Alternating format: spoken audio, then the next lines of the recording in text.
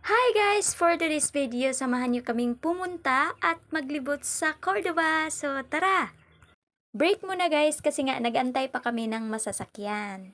Agad-agad naman kaming nakasakay kaya nga andito na kami sa Pusok Bridge, Lapu-Lapu.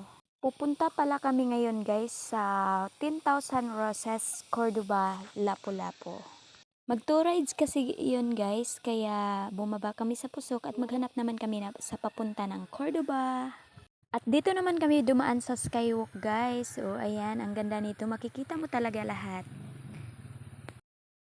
At ito naman yung dalawang kasama ko. Yung isa, apat kasi kami guys. Yung isa, hindi ko alam kung asan yun. Ay, yung isa yun. Yung naka-white. At hindi nakalayuan, nakasakay agad kami. Ito oh. Ito yung apat kami guys. So tara, samahan nyo kami hanggang makarating kami doon. Ito na pala yung last ride namin guys. Yung sumakay kami sa tricycle. Papunta na doon na talaga sa entrance sa 10,000 Roses.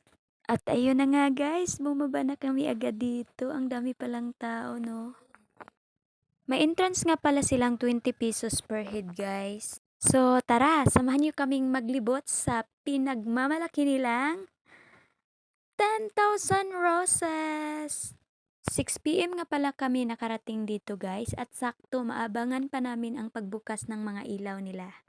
Outfit check muna sa mga kasama ko. Ayan oh, pinagyayabang pa nila na may proof talaga silang nakarating dito. Guys, ang ganda naman pala dito no. Nakakawala ng sama ng loob, nakakatanggal ng stress at nakaka-relax. Dito at tamang picture lang muna. Heto na guys, heto na ang 10,000 roses nila. Wow, sobra. Sobrang ganda naman pala talaga dito lalo na paggabi. Hindi mapagkaila na maraming turista o artista na nakapagbisita dito. At yun guys, hindi pala talaga maubusan ng mga taong bumisita dito sa araw man o lalo-lalo na sa gabi. Dati, nagagandahan lang ako sa mga post sa Facebook dito. Ngayon, napupuntahan ko na. Sobrang sulit ang 20 pesos na entrance mo dito. At dito guys, ang daming tao. Nakipagsiksikan ako kasi gusto kong pumunta sa dulo. At dito na ako sa dulo guys. Dito nagpapahinga yung mga taong pupunta dito. Meron kasing mga upuan. Meron ding kakainan. Dito sila magkwentuhan. Yung iba pa uwi na rin. Tamang pahinga lang. Nakakapagod din maglakad eh. Ang haba kasi ng biyahe namin at ito maglakad pa.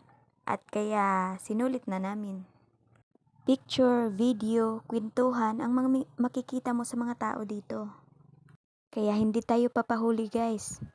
Kung napanood mo itong video na to hanggang sa dulo, para ka na rin nakapunta dito. Kaya sa mga nagbabalak dyan, halina at itutour ko kayo. Halina at tayo kumain sa sinigang na hipon. Ayun lamang po, maraming salamat.